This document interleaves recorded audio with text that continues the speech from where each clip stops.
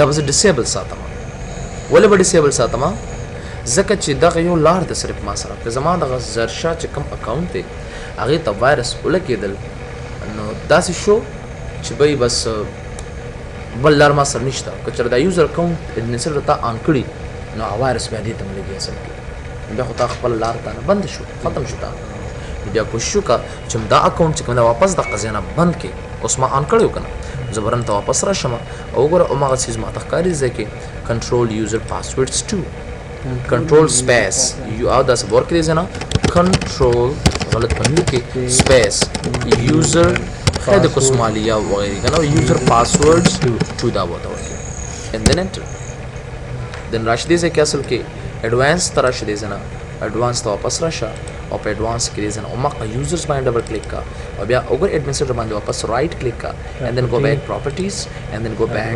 account is disable او دا اوکې کړي ځای کې just very simple and then close correct. دا مو سره یو ایزی میتھډ ایډمنسټریټر ما دې ځای نه آف کا اصل کې پاس مطلب دا دی چې ایډمنسټریټر اصل کې مو سره دغه میتھډ سره کېږي. نو راځو اصل کې سٹارټ تا کنټرول پینل تا او په کنټرول پینل کې یوزر اکاونټس تاسو کې راځو جست کې بیک یوزر اکاونټس ما سره صرف فی الحال یو اکاونټ او ازار شاه دا به زه رینیم کوم فی الحال ٹھیک ہے نا په دې پاسورډ هم نشته نو زه بوله پاسورډ هم ورکم سو کریټ ا پاسورډ فار یور اکاونټ ته راشي دې سو کلیک دس ټایپ نیو پاسورډ ولا ورکم بار ایگزامپل څه سپیل دی بار ایگزامپل اچھا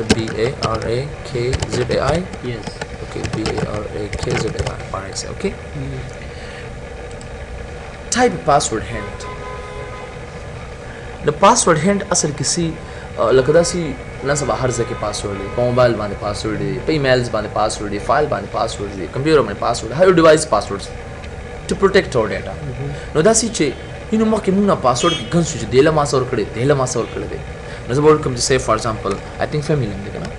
نو زه ورکړم چې family name بس هغه پته نه صرف تا ته پته لګي نو که تا نه پاسورډ هلته هېرېږي نو دا به چې بھائی دا family name مته ورکړه هلته ته بیا شو کوم ښه create a password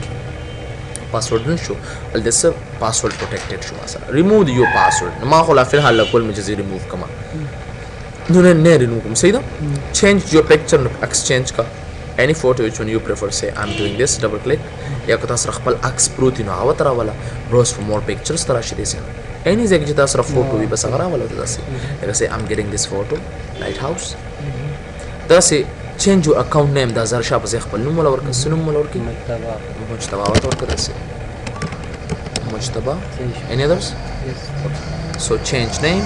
وګوره مجتبا دا یې سره name شو اصل کې